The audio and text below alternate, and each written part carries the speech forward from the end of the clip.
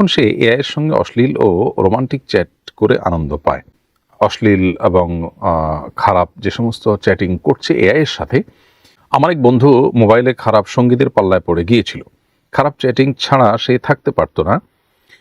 অনেক চেষ্টা করে তাকে আমি এআই ভিত্তিক চ্যাটিং অ্যাপের সাথে পরিচয় করিয়ে দেই খারাপ সঙ্গীদের থেকে ফিরিয়ে আনার জন্য।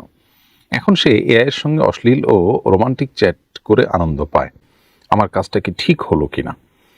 প্রিয় দর্শক, আপনি তাকে খারাপ বন্ধুর পালা থেকে সরিয়ে এনেছেন, কিন্তু ঠিকই আরেকটি গর্তে তাকে আপনি ঢুকিয়ে দিয়েছেন।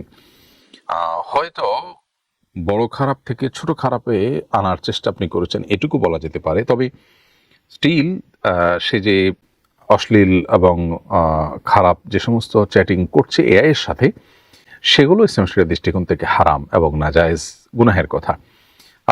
একজন মানুষ তার যৌনাচার, যৌন সংক্রান্ত আচার এগুলো শুধুই তার স্ত্রীর সাথে করবেন।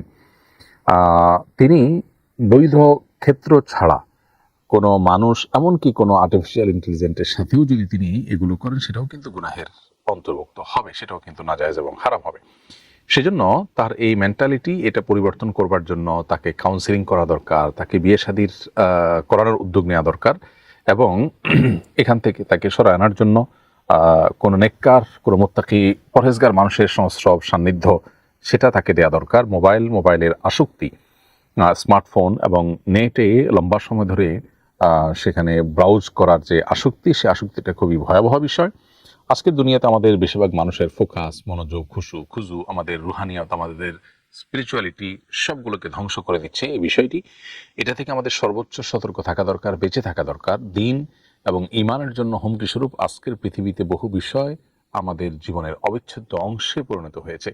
এই বিষয়গুলো তাকে যদি কোনোভাবে বোঝানো যায়, তাকে যদি কাউন্সিলিং করানো যায়, হয়তোবা তিনি ফিরে আসবেন। আল্লাহ তাআলা তাকে হেদায়েত দান করুন, আর আপনিও আপনার চেষ্টা অব্যাহত রাখা দরকার।